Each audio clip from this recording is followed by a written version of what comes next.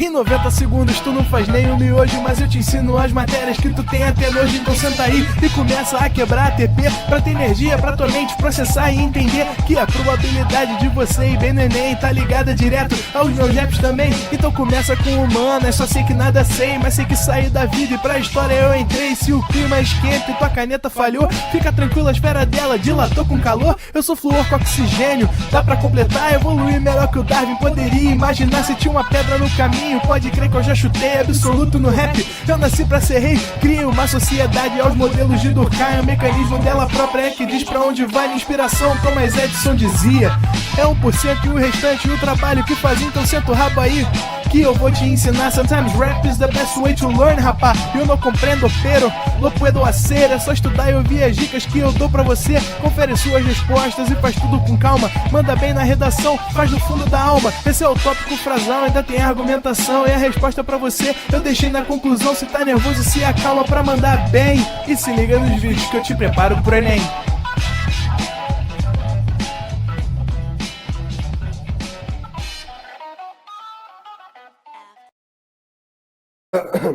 Estamos ao vivo, estamos de volta. Salve, galera do Pro Enem! Pedindo bênçãos às entidades do tempo para falar com vocês sobre as grandes navegações. Eu prefiro esse nome mesmo, expansão marítima, acho que dá um nome mais pomposo pra parada, né? Então, coloquei para vocês... Pera aí que tem que estar no on.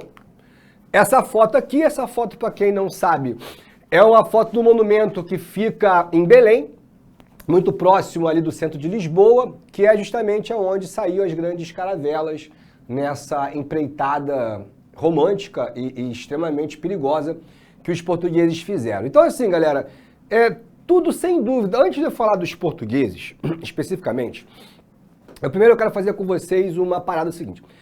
Em 632, depois de Cristo. Eu sei que Brasil é muito depois de geral, né? A gente fica mais ou menos assim no planejamento com as duas, porque, enfim, o Brasil vai ser descoberto a partir do século XVI, então, final do XV para o XVI, então, enfim, fica desigual mesmo. Mas Maomé morreu lá em Meca. E você pode estar pensando, professor, mas o que tem a ver, né? O Maomé morrer em Meca. Quando o Maomé morreu, ele deixou uma ideia muito perigosa, que é levada a sério até hoje por algumas facções terroristas, etc., que é o tal do jihad, a Guerra Santa. E aí aquela coisa, converta o máximo de fiéis para o islamismo, custe o que custar. Show? E dessa maneira, então, começa uma grande expansão islâmica, no século... Quando eles chegam no século VIII, nos anos 700, os islâmicos árabes, mouros, eles invadem a Península Ibérica. E eles vão ficar na Península Ibérica por 600 anos, cara. Sem sacanagem, sem nenhum exagero. E o que isso tem a ver com Portugal? Tem a ver com Portugal que a Península Ibérica é onde vai nascer Portugal e Espanha.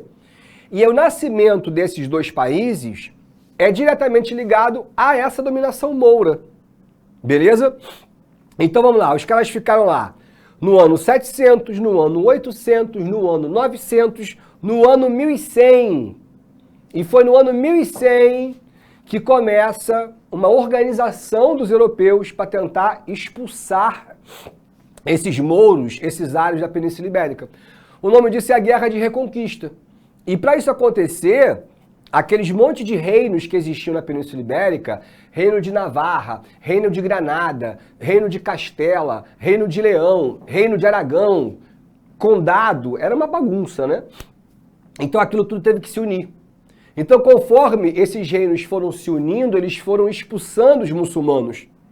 E é justamente nesse contexto que Portugal vai aproveitar e vai conseguir fazer uma independência extremamente precoce. O ano era 1139 e o reino de Castela, onde hoje fica Madrid, tinha enviado todos os seus melhores cavaleiros e para uma grande guerra. A guerra aconteceu, beleza, eles foram vitoriosos e um francês, um cavaleiro francês, chamado Henrique de Borgonha, ele foi um cara que matou mais de 80 mouros e tal, não sei o quê. Então, o rei da Espanha lá em Castela, chamou esse cara e falou, pô, irmão, tu vai casar com a minha filha. Aí o cara falou, pô, majestade, muito obrigado, né? Eu fiz isso por merecer, matei tudo em seu nome. Ele falou, não, tu vai casar com a minha filha e a minha filha, ela vai com um dote, assim, imenso, é uma princesa, né? E ele recebeu o condado portucalense. É isso mesmo, aonde hoje fica Portugal. Aquela tripinha de terra na ponta da Península Ibérica. Ele teve vários filhos e beleza, teve uma vida feliz com a princesa. O filho dele, filho de Henrique de Borgonha, chamado Afonso Henriques, foi nascido e criado em Portugal, então assim, não tem uma conexão forte com o pai francês, também não tem uma conexão tão forte com a mãe espanhola, mas tem uma conexão muito forte com a galera de Portugal. E Portugal sempre foi uma nação marítima, né? Porque Portugal, ele tá... Desculpa. O condado portucalense sempre foi um condado marítimo, porque toda a costa de Portugal é de frente para o Atlântico. A ponta mais para o ocidente da Europa é Portugal. Nem a Inglaterra, a Irlanda. O mais para dentro do Atlântico é Portugal.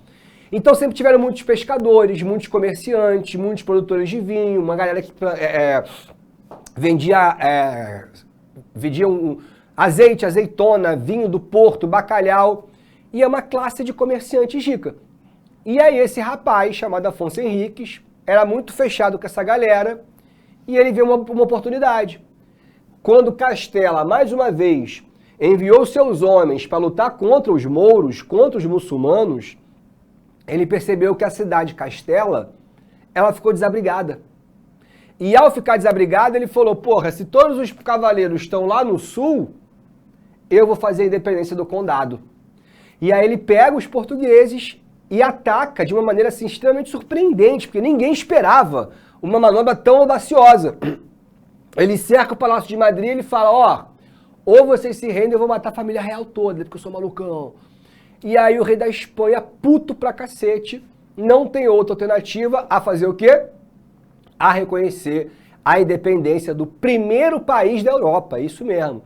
Nasce do condado portucalense, o país que nós conhecemos hoje em Portugal. Isso foi em 1139, então quer dizer, Portugal nasce muito antes de todo mundo. E isso é uma vantagem para os portugueses de já se organizarem uma constituição, organizar uma bandeira, organizar um exército, organizar uma moeda e começar a fazer com que esse Estado financie cada vez mais esse grupo de quê? De comerciantes. Isso, então, é uma parada importante em Portugal. Portugal sempre teve na burguesia, e a gente já pode chamar de burguesia, porque é final da Idade Média, a sua força maior, mesmo que essa nobreza de Afonso Henriques fosse governada. Agora eu vou te falar que o mais importante que a independência vai ser no século XIV. Dá meu gole d'água, por favor.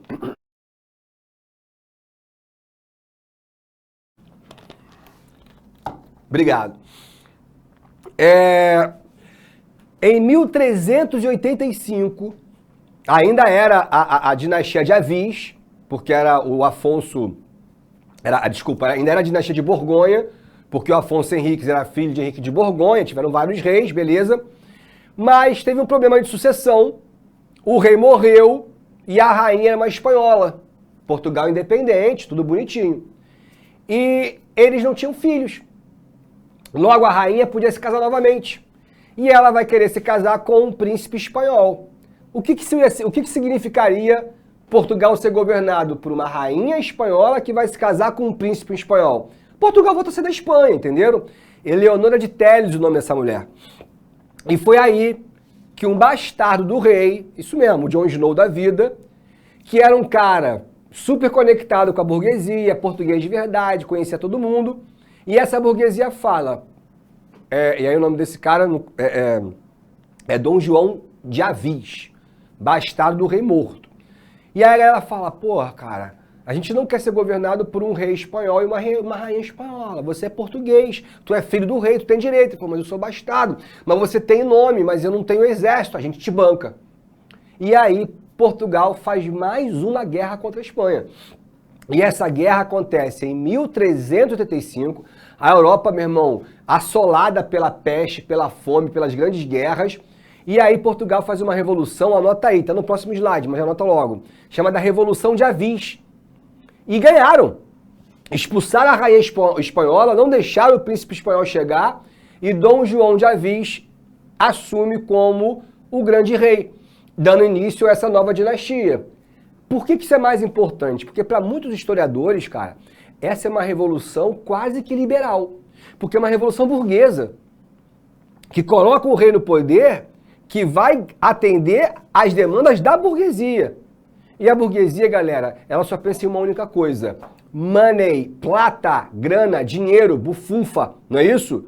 Então, quando Dom João de Avis chega no poder, ele fala: burguesia, o que vocês querem de mim? E a burguesia fala: majestade, vamos conquistar os mares. Pô, professor, mas por que conquistar os mares? Deixa eu te explicar. Porque os italianos, especialmente de Gênova e de Veneza, deixa eu ver se tem um mapa melhor por aqui. Aqui, ó. Tá aqui o mapa, pô. Os italianos, eles controlavam o mar Mediterrâneo. O mar Mediterrâneo era deles, tá ligado? Eles que controlavam. Eles tinham vários contatos com os árabes, estão vendo aqui, ó? Os árabes muçulmanos que invadiram a Península Ibérica. E eles têm vários contatos comerciais com Constantinopla, com a galera do Império Bizantino e depois também com os turcos e tal. E de tudo que os italianos compram do Oriente, o mais importante são temperos, que nós chamamos de especiarias. Cravo, canela, alecrim, açafrão, mas principalmente o sal. Porque o sal, além de ser um tempero, né, indispensável, ele tem uma capacidade muito grande de conservação. E na época tu não tinha uma Brastemp, irmão. Então o sal e as especiarias viraram uma febre na Europa, valiam muito dinheiro. E só os italianos vendiam. Essa burguesia portuguesa pensa o quê? Eu quero vender também, pô. Eu quero vender especiaria também. Mas eu posso navegar pelo Mediterrâneo? Não. Por quê? Porque os italianos, se me pegarem, vão derrubar a caravela portuguesa. E os árabes odeiam Portugal, porque portugueses e espanhóis ainda estão lutando contra os muçulmanos, contra os mouros. E eles também controlam essa parte do Mediterrâneo. Ou seja, Portugal vai ter que achar um outro caminho. Ou pelo menos comprar em um outro lugar que também se vende especiarias. E daí vem essa grande expedição, esse grande sonho encantado português. Eu não posso comprar em Constantinopla, então eu vou comprar diretamente da fonte, que é muito mais barato. E essa fonte fica onde, galera? Nas Índias. Agora, como é que tu chega na Índia? Porra, tá aqui, meu irmão. Vai a pé? Impossível, ível. Tem que ir por mar. Mas para chegar nas Índias por mar, tu tem que dar a volta na África. E ninguém sabia nem o tamanho da África. Não sabia nem até onde ela ia, tá ligado?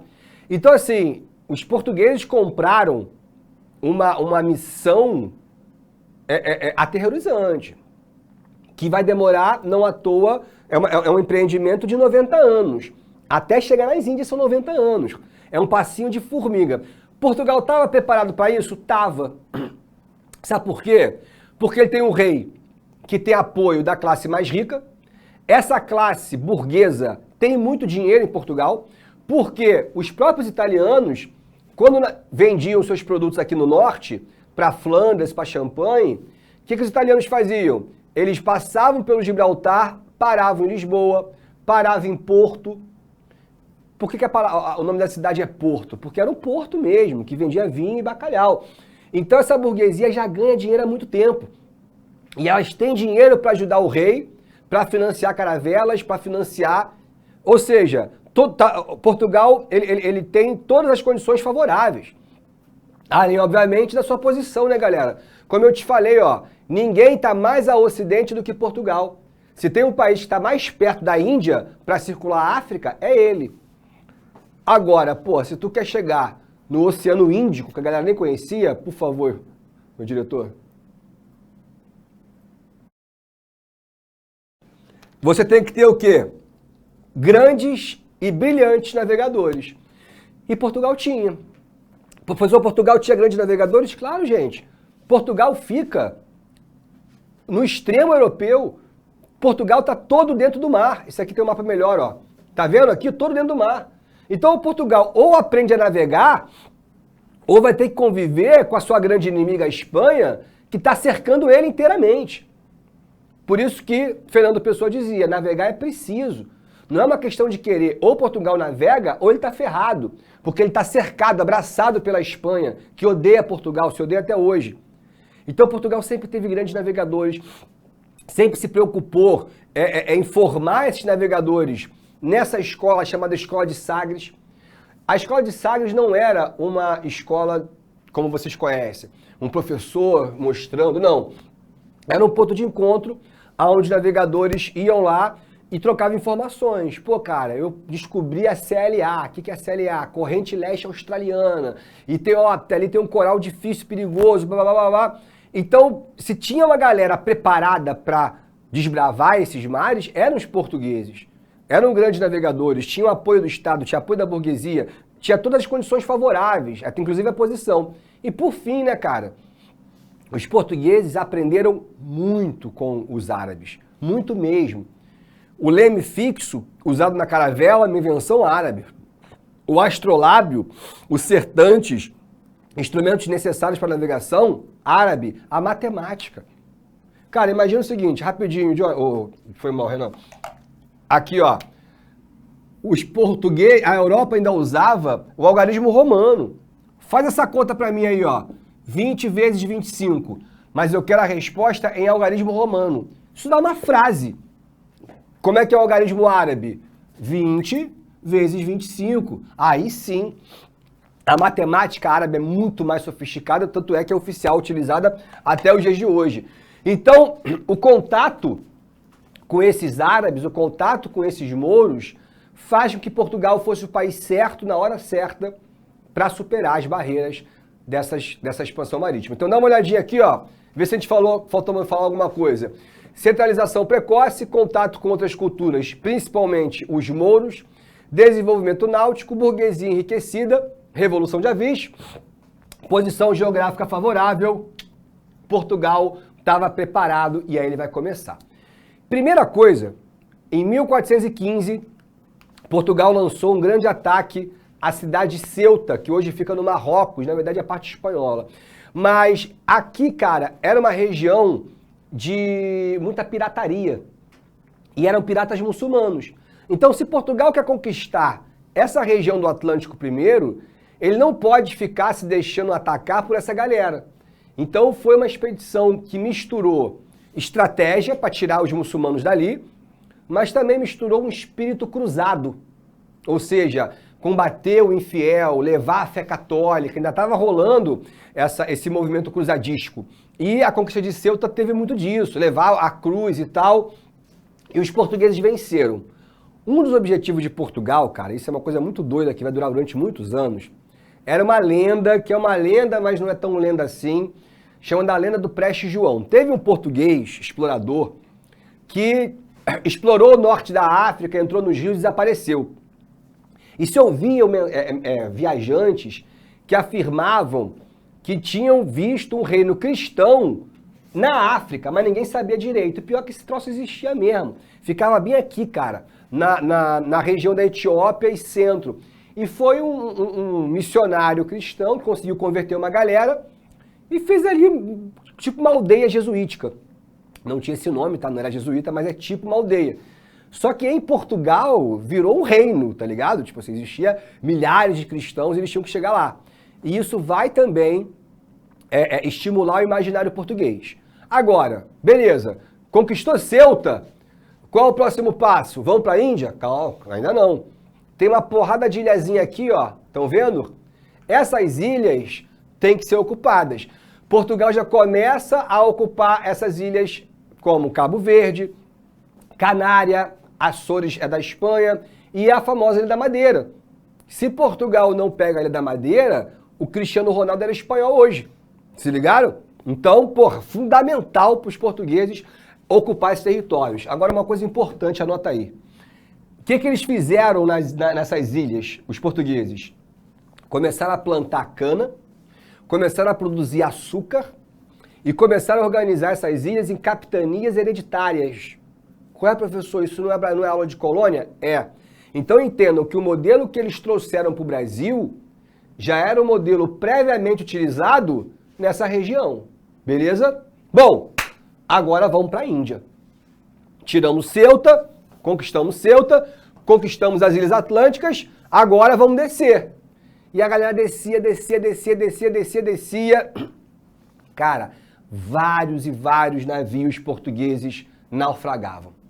E ninguém sabia direito o que acontecia, mas tinha no meio do caminho um tal do Cabo do Bojador. O que era o Cabo do Bojador? Em alto mar, ele era uma superfície muito rasa, só que em alto mar. Aquelas coisas, né, de placa mesmo. Então os navios não viam. Chegava lá e pum, batia o casco, naufragava, morria todo mundo. O Cabo do Bojador, ele inclusive vai inspirar os famosos versos de Fernando Pessoa, lembra? Ó mar salgado, quanto do teu sal são lágrimas de Portugal. Por te cruzarmos, quantas mães choraram, quantos filhos em vão rezaram, quantas noivas ficaram sem casar para que fosse nosso. Ó mar, valeu a pena? Tudo vale a pena quando a alma não é pequena. Para atravessar o Bojador, é preciso ir além da dor. E o cara que conseguiu fazer isso foi Gil Eanes, brabo demais, com essa merdinha de embarcação aqui, ó. Ele vai devagarinho e vai botando vara, colocando boia, tipo de stand-up, tá ligado? E aí ele conseguiu decifrar onde estava o cabo. A partir daí, o senhor Gil Eanes abriu caminho para a galera continuar descendo. E aí o próximo a chegar aqui é o Diogo Cão, ó, tá vendo aqui, ó? Olha lá, ele vem, só que na verdade, desculpa, ele vem até aqui embaixo, ó, tá vendo aqui, ó? E aí ele vem até o Rio Zaire. Quando ele entra no Rio Zaire, ele percebe que o Rio Zaire, ele sobe, tá vendo? E ele acreditava que ele foi por esse rio e ele podia chegar no Prestes João. O que o Diogo Cão faz? Pega um contra-almirante que ele tinha, mais jovem e extremamente capaz, chamado Bartolomeu Dias. E ele fala, Bartolomeu, tu vai voltar, vai explicar para o rei que eu entrei nesse rio e que eu vou achar Prestes João.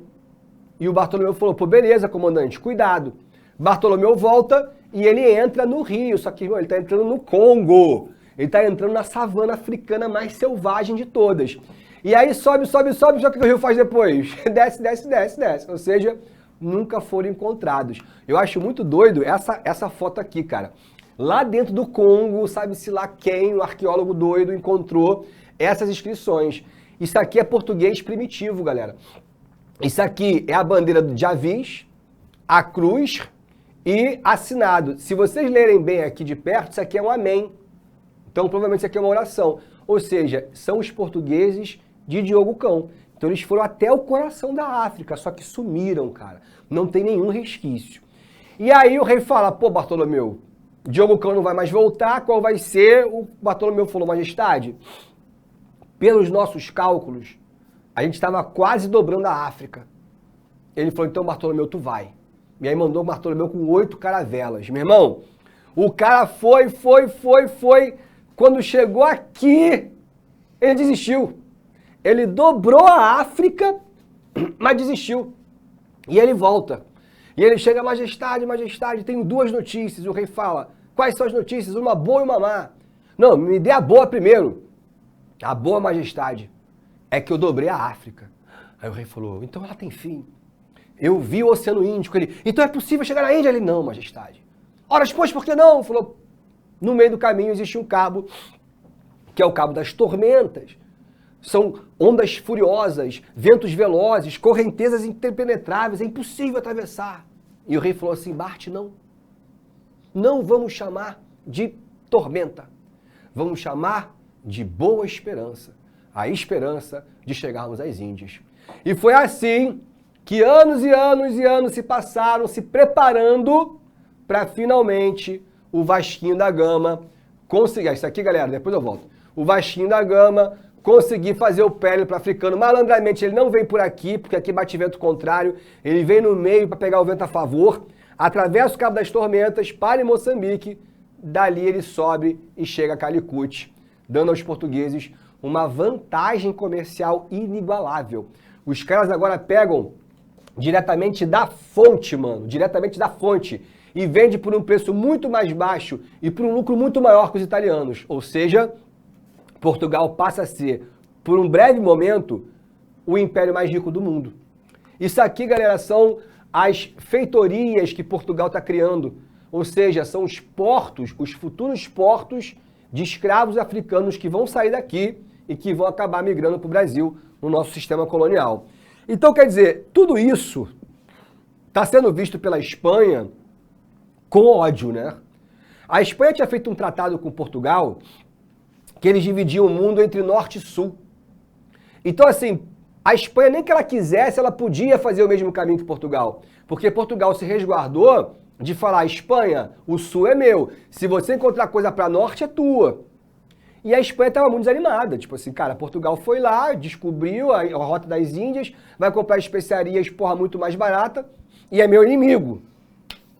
Até que um dia, um soldado chega e fala assim, Majestade, um homem lhe deseja a palavra e pede uma audiência. Qual é o nome dele?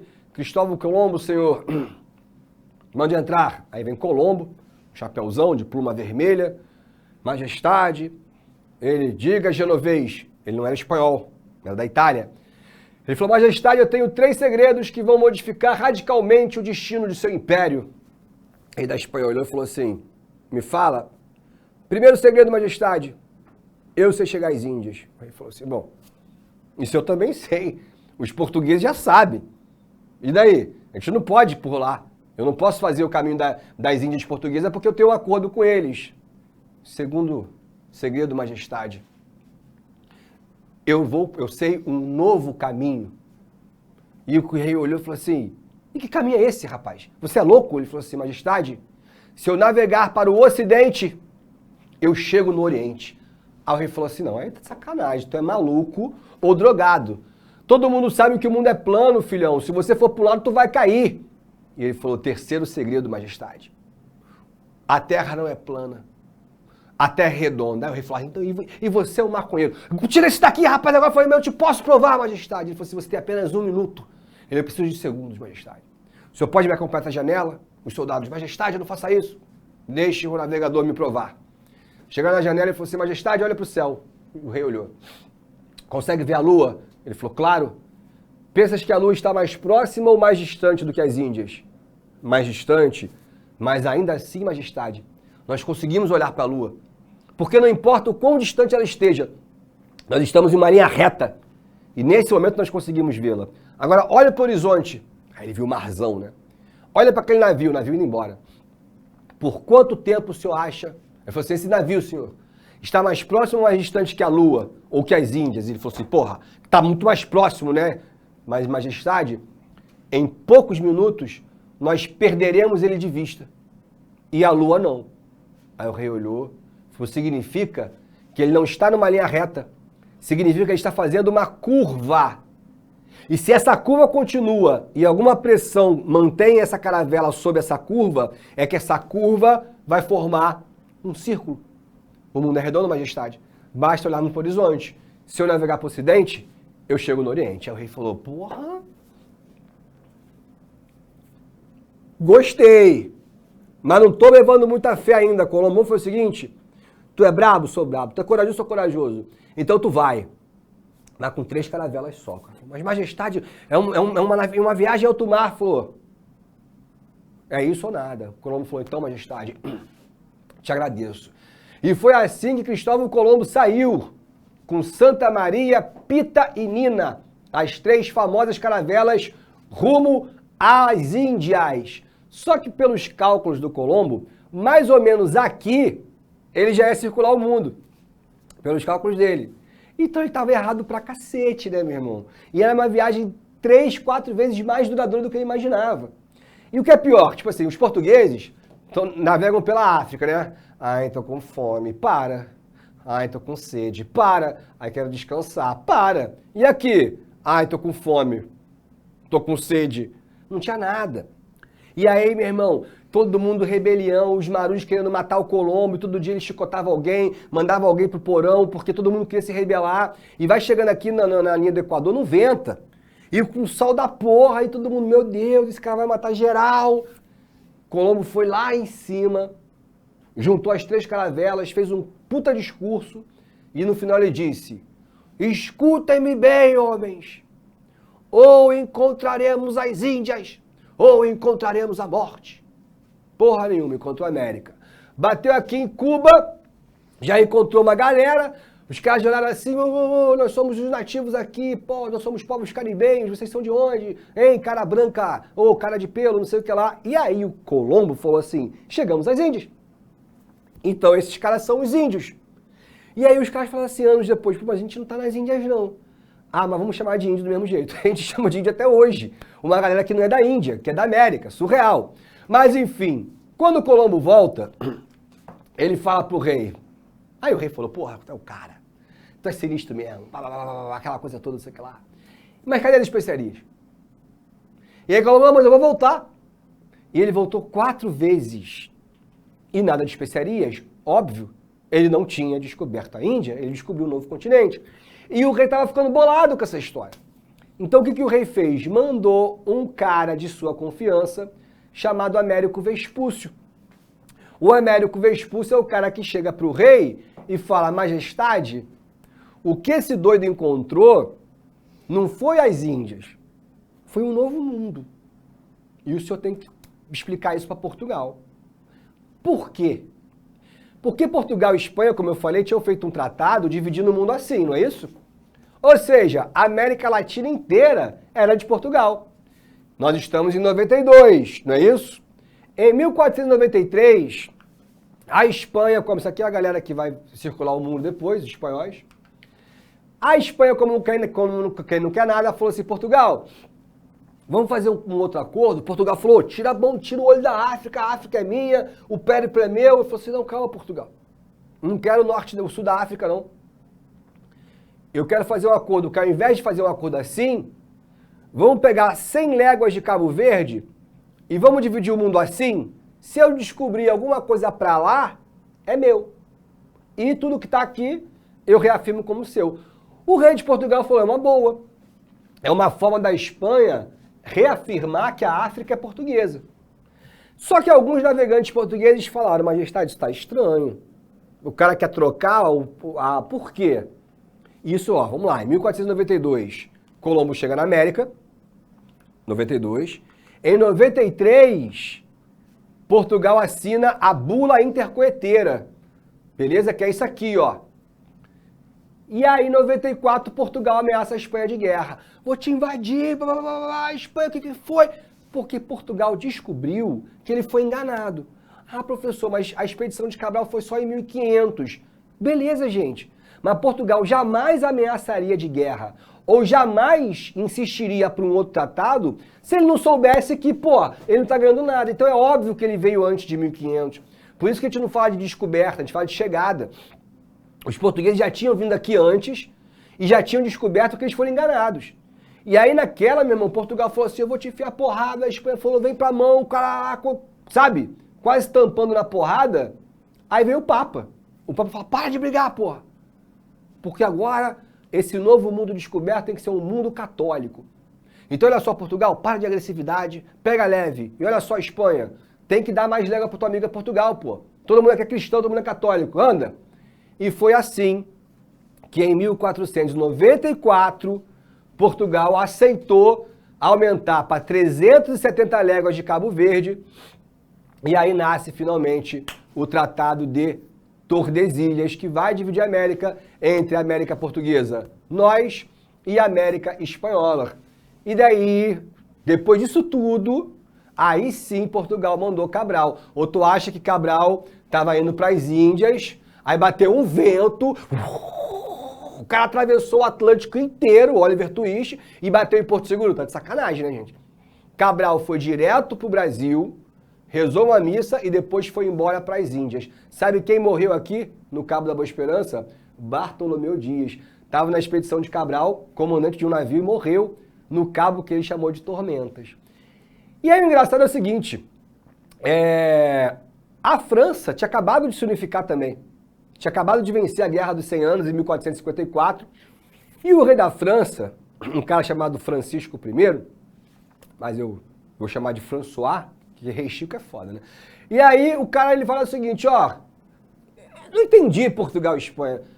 Quem disse que o mundo é de vocês? Portugal falou, é meu, eu cheguei primeiro. A Espanha falou, é minha, eu cheguei primeiro. Aí ele falou, então quer dizer, o rei da França, que quem chegou primeiro é dele. Então foi o seguinte, Portugal e Espanha. Eu, rei da França, eu reconheço o território como de vocês. Uma condição. Qual? Desde que vocês me apresentem o testamento de Adão. Como assim, Convenhamos, ninguém chegou primeiro no mundo antes de Adão. Ou seja, a terra, pelo que vocês estão me dizendo, pertence a ele. É o primeiro a chegar. Então, se vocês me mostrarem um documento dizendo assim, eu, Adão, filho primogênito de Deus, deixo para Portugal e Espanha todo mundo de meu pai. Assinado Adão, Eva e a serpente. Tem esse documento, Portugal? Portugal falou, claro que não, idiota. Tem esse documento de Espanha? Não, idiota. Falou assim, então não reconheço porra nenhuma. E aí o François, a primeira carinha dele de safado, é o cara que mais vai invadir a América, assim. O cara invadiu desde o Canadá até a Patagônia. Só no Brasil invadiu o Rio de Janeiro, invadiu Maranhão, invadiu Pará, invadiu Natal. Todos esses fortes, forte dos Reis Magos em Natal, forte do Presépio em Belém, são fortes construídos por conta das invasões francesas, tá ligado? Porque a França fala, o mundo não é de vocês, é nosso. A Inglaterra ainda tem problemas internos a resolver, mas logo depois vem a Holanda, mais tarde vem a Inglaterra, e nós somos os responsáveis por recuperar a economia europeia pós-crise do século XIV, fome, peste e guerra. Tudo isso foi resolvido com quem? Com a gente. As consequências são desastrosas para a África, é a diáspora africana. Então a gente está falando de milhões e milhões e milhões de cativos africanos que vão trazer para cá para serem escravizados nos campos de açúcar e na mineração e depois no café. E claro, um genocídio indígena brutal, foram milhões e milhões e milhões. A Europa agora não olha mais para o Oriente, sabe? A Europa agora olha para a América. E a América vai fazer com que eles construíssem essas grandes civilizações que eles construíram. Os italianos entraram em decadência, Gênova e Veneza não conseguem mais vender especiarias, e Portugal não vai sustentar por muito tempo a rota para as especiarias também. O que vai fazer com que os europeus acabem dando mais atenção, com os portugueses acabem dando mais atenção ainda para o Brasil. Mas a história da Europa na América eu te conto na semana que vem. Fui! Assista nossas aulas a hora que você quiser. Vem com o Pro, o cursinho online que mais aprova no Enem. Assine em proenem.com.br. We gotta celebrate the beauty of the world that keeps on giving.